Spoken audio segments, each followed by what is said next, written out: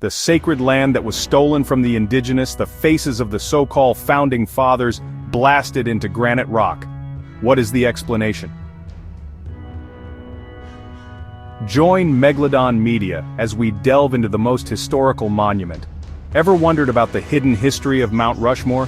Before it became the iconic monument we know today, it was called Thungkasila Sakpe, or the Six Grandfathers, by the Lakota Sioux. Now picture this: a magnificent skyline of domed granite, a line of wise, protective figures.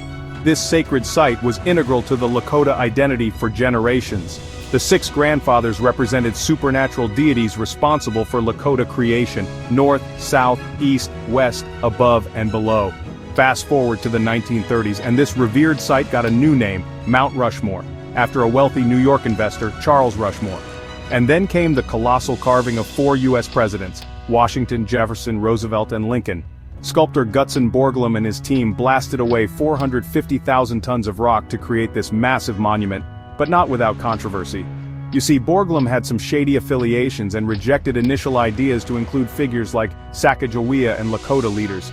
Instead, the focus was on attracting tourists to South Dakota.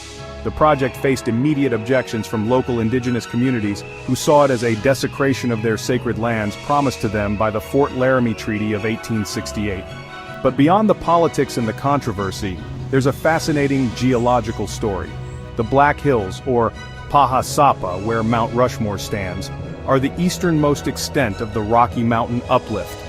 This granite began forming around 1.8 billion years ago, and was exposed at the surface about 50 million years ago, after millions of years of erosion. Today, Mount Rushmore's faces stand tall, but they're not immune to the elements. Granite erodes at a rate of about 2.5 centimeters every 10,000 years.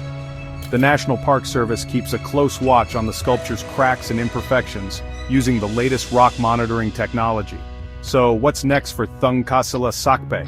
Some Lakota members call for the carving's removal, while others prefer to let nature take its course. Whatever happens, the story of the Six Grandfathers and Mount Rushmore is a powerful reminder of the complex history and cultural significance of this iconic site.